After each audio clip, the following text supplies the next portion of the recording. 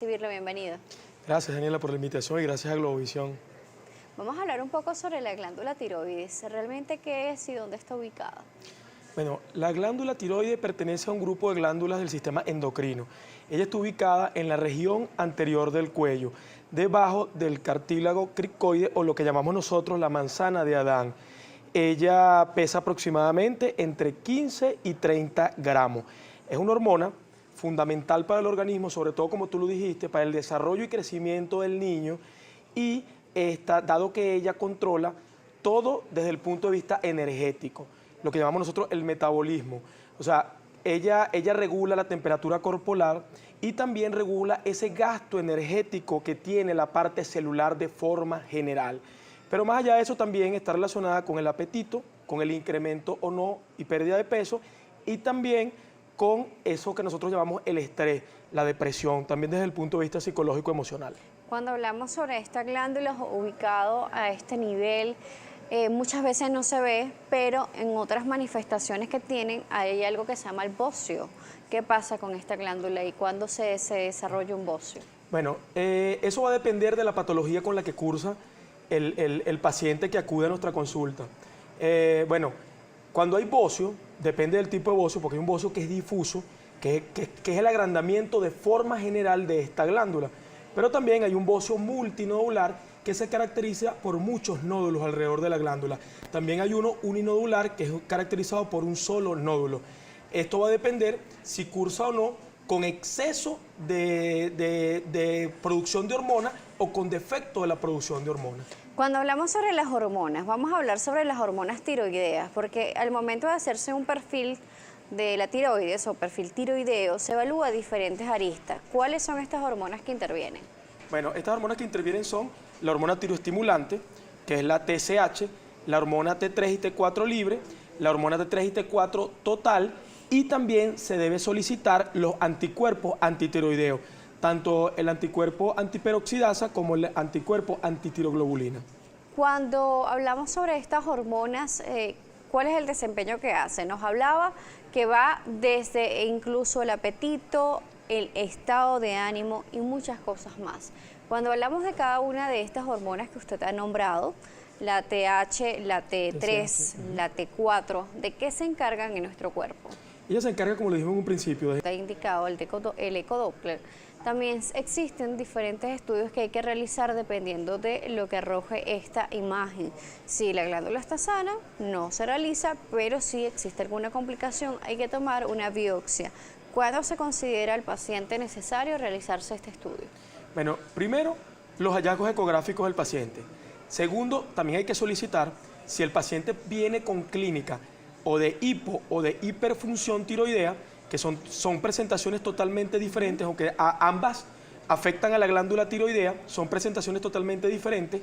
Desde el punto de vista clínico, solicitar el perfil tiroideo y si ecográficamente nosotros vemos un nódulo sospechoso que amerite realizar la PAF, que es la punción por aspirado con aguja fina, porque no a todos los nódulos de la tiroides se le realiza esta punción por aspirado con aguja fina. Existen unos criterios que lo tiene la ATA, la Asociación Americana de Tiroides, que nos dicen, según esos criterios sustentados en la Asociación Americana de Tiroides, que nos dicen si debemos hacer o no la punción por aspirado con aguja fina. De eso va a depender, pero esos criterios son ecográficos. Nosotros hacemos el eco y después, posterior a la realización del eco, decidimos si se le realiza o no la punción por aspirado con aguja fina. Vamos a verlo en la próxima parte, vamos a seguir explicando esto, igual sobre hipe y hipoparatiroidismo, porque nos corresponde realizar una pausa. Seguiremos conversando con el doctor Carlos Prosperi, él es médico endocrino, estamos hablando sobre la glándula tiroides, sus variantes, complicaciones y además el abordaje que depende de cada uno de los pacientes y también del resultado que arroje cada uno de los estudios y la clínica realizada. La presentación del hipertiroidismo, la clínica de la presentación del hipertiroidismo es pérdida de peso excesiva, sudoración excesiva, caída del cabello, uñas quebradizas, taquicardia, inquietud, intolerancia al calor. Eso es parte de la presentación clínica del hipertiroidismo. Es una pérdida, es importante decir, pueden cursar con evacuaciones frecuentes que pueden llegar a diarreas mucho más de 5 y 6 veces al día cuando ésta se descompensa, que esto puede llevar a un estado de desnutrición. La causa del hipertiroidismo está relacionada, sobre todo, principalmente, puede tener muchas causas, pero principalmente a la enfermedad autoinmune. Esto representa el 80%. Y esta enfermedad es la enfermedad de Graves, que esta enfermedad tiene una triada: aumento en la región anterior del cuello, un bocio difuso, existe proptosis de la parte ocular, el ojo, vulgarmente diciendo, se brota hacia afuera, existe también alteración de las hormonas. También puede haber otras causas, como son los procesos infecciosos, que llevan también a esta patología. Existe también los tumores no cancerígenos, como lo son el tumor de la hipófisis o el tumor de la misma glándula. Y como dije en un principio, la enfermedad autoinmune, que es la fundamental. Con respecto al hipotiroidismo, es todo lo contrario desde el punto de vista clínico. Sin embargo, ellas se relacionan con respecto a la parte desde el punto de vista inmunológico, la alteración inmunológica que ataca a la glándula. En el hipotiroidismo hay un incremento acelerado de peso, el metabolismo se vuelve mucho más lento, a diferencia del hiper, que el metabolismo se vuelve mucho más rápido. Existe intolerancia al frío, existe ellos no cursan con diarrea, existe caída del cabello, que también se relaciona. Este tipo de paciente tiene depresión, que también se relaciona, y es causado por múltiples factores, como lo es un déficit congénito. Existe también los medicamentos que utilizamos en la parte del hipertiroidismo pueden causar un hipotiroidismo transitorio. Existe también algo que nosotros llamamos esa enfermedad inmunológica, sobre todo la tiroiditis linfocitaria crónica, que esto también representa más del 80%. Cabe destacar que esta se puede presentar en mujeres mayores de 50 años, pero cuando hablamos de enfermedades Hashimoto, que es la tiroiditis linfocitaria crónica, esto es frecuente en ambos sexos, pero mucho mayor en las mujeres mayores de 40 años. También hay que decir que el hipertiroidismo es mucho mayor en las mujeres de 50 años, sin embargo, predomina más en el sexo femenino que en el masculino. Justamente acaba de responder una pregunta sumamente importante, porque a veces se piensa que cuando hay desequilibrios hormonales va direccionado al sexo femenino. Sin embargo, esta glándula la tenemos tanto hombres como mujeres y se pueden desencadenar diferentes de sus patologías en cada sexo, ¿no? Claro, exactamente, solo que siempre el sexo femenino es el que ha predominado con respecto a este tipo de patologías hormonales, sobre todo la tiroides. Cuando hablamos de hipertiroidismo es mucho más común en las mujeres que en los hombres. Y cuando hablamos de hipotiroidismo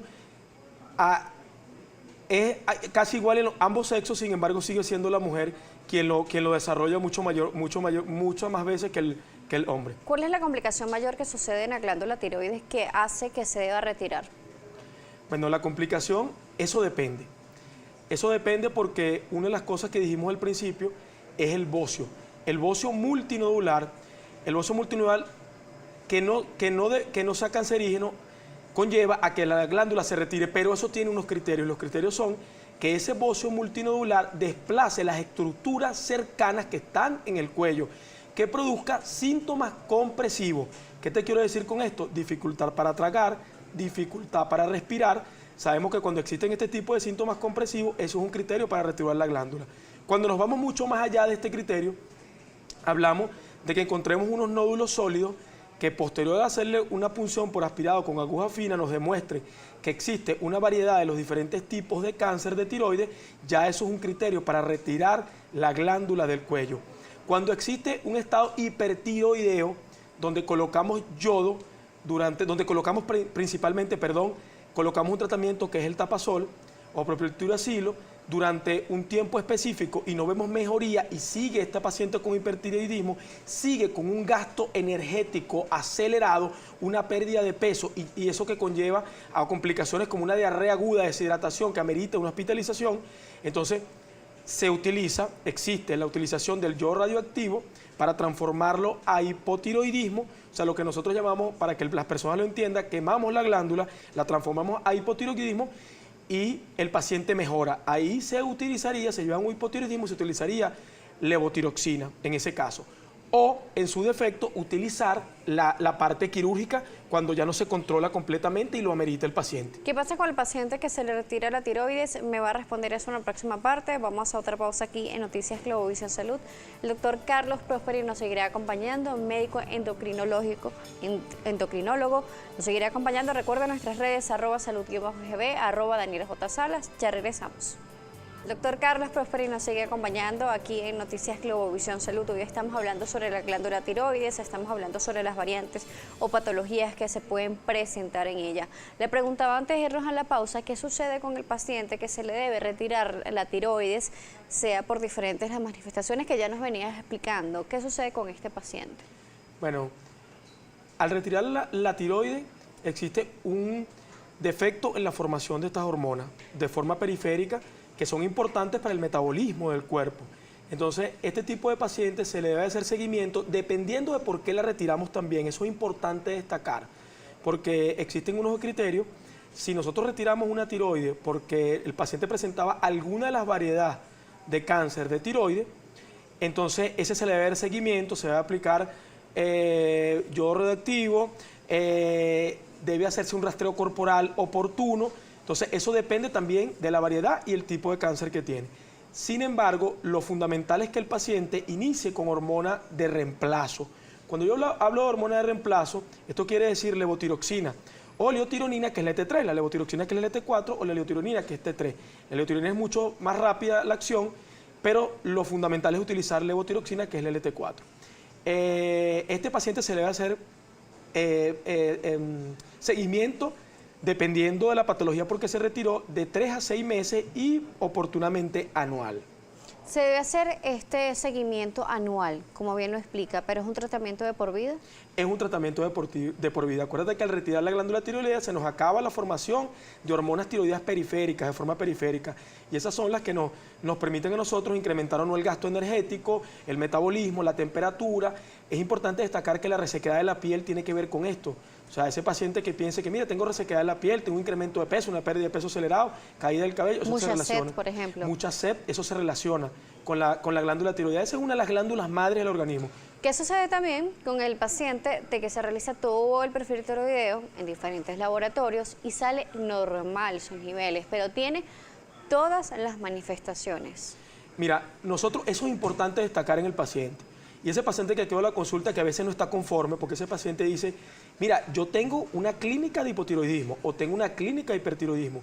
Como lo dije en un principio, nosotros tenemos que ver pacientes, nosotros no tenemos que ver laboratorios ni paraclínicos. O sea, el paciente es el que nos dice a nosotros, desde el punto de vista clínico, como un buen examen físico, si realmente está presentando o no una patología tiroidea. Tú tienes que explorar, hay algo que es fundamental al examen físico, que es explorar los reflejos osteotendinosos, sobre todo el reflejo aquiliano, ese que está en el talón, el de Aquiles. ¿Por qué razón? Porque si ese nos dice mucho con respecto a si el paciente está en hipor o en hipofunción. Un buen interrogatorio al paciente, dado de la mano del examen físico. Y bueno, si nosotros vemos que las hormonas tiroideas, porque está pasando, existen laboratorios, no vamos a decir que todos los laboratorios, donde no por mal reactivo, sino por reactivos vencidos, porque puede haber un error, ese margen de error del laboratorio existe. Entonces el paciente nos llega con la clínica y ese paciente se debe o indicar el laboratorio en otro centro de salud o oportunamente tratar, porque tiene clínica de deficiencia de tiroides, de la glándula tiroidea. Si tiene pérdida de peso, resequedad en la piel, uñas quebradizas, exceso de sed, pero no presenta ni aumento indiscriminado de peso ni disminución indiscriminada de peso o no presentan los cuadros diarreicos, ¿podría estar en presencia de alguna dificultad de la glándula tiroides? Pudiera estar en presencia de una alteración del funcionalismo de la glándula tiroidea, pero fundamentalmente cuando me hablas de pérdida de peso excesiva, como les dije en un principio, esas uñas quebradizas, esa caída del cabello, esa resequedad de la piel, pudiéramos estar frente a un hipertiroidismo. ¿Podría estar asociado? ¿Se podría confundir esta clínica con alguna otra patología? Se pudiera confundir con alguna otra patología, pero fundamentalmente sabemos que al tener más de 4 y 5 criterios, de los que antes mencionamos, hay que estudiar fundamentalmente la glándula tiroidea. Claro, se pudiera relacionar con otro tipo de patología. Es fundamental, nosotros hace poco hablábamos de la diferencia de sociedades, tanto la medicina interna como la de endocrinología, la relación que existía del tema del COVID con la parte inmunológica de la glándula tiroidea. Bueno, hasta el momento no se ha relacionado absolutamente nada y quiero hacer énfasis en esto porque me hacen una pregunta. Cuando tenemos fiebre, dolor en la región anterior del cuello, dolor poliarticular, dificultad para tragar, se pudiera estar relacionando con el tema de una enfermedad por el virus del COVID y no precisamente la glándula tiroidea. Sin embargo, las enfermedades inmunológicas de la glándula tiroidea, en sus diferentes variedades, como la tiroiditis crónica linfocitaria, o las tiroiditis en sus diferentes presentaciones, o la enfermedad de Graves, que es la del hipertiroidismo, no se relacionan con el tema del COVID. Lo que sí se relaciona es que cuando tienes un sistema inmunológico afectado, cuando no estás consumiendo la hormona tiroidea, cuando no estás consumiendo el tratamiento para el hipertiroidismo ni para el hipo, entonces existe una alteración del sistema inmune y esto condiciona a que si llegas a tener la enfermedad, pudieras tener una complicación mucho mayor del tema con respecto al COVID. Por acá nos hacen una pregunta y dice, ¿los niños pueden padecer de tiroides o enfermedades tiroideas o solamente afecta a las personas adultas? Bueno, en un principio lo dije, existe un déficit congénito que condiciona a que ese niño desarrolle un hipotiroidismo. Así también pasa con las mujeres embarazadas. Existe una condición que se llama tiroiditis posparto. Después que la mujer tiene el bebé, entonces desarrolla este tipo de tiroiditis. ¿El ejercicio puede mejorar a las personas que sufren de tiroides? Bueno, puede mejorar a las personas que sufren de tiroides, sobre todo porque está relacionado directamente, que se me pasó por alto y pido disculpas, el hipotiroidismo con la obesidad. Mientras más ejercicio hacemos, evitamos el desarrollo de hipotiroidismo con el tiempo. Queremos agradecer que nos acompañara el día de hoy. Gracias por visitarnos. ¿Cómo lo pueden contactar? Me pueden contactar en mi cuenta de Instagram, que es @endocrinocontigo. También estoy en Policlínica La Arboleda y mis números de teléfono son 0412-218-2456. Gracias por acompañarnos, doctor. Gracias por ampliarnos también el tema sobre la glándula tiroides y desmontar algunos mitos y realidades sobre ellos. Gracias a ustedes por la invitación y bueno, siempre agradecido con el canal. El doctor Carlos Prosperi nos estuvo acompañando el día de hoy, médico endocrino, nos estuvo acompañando. Gracias a ustedes por las redes, también por conectarse a través de estas vías, por @DanielJSalas y por @salud_.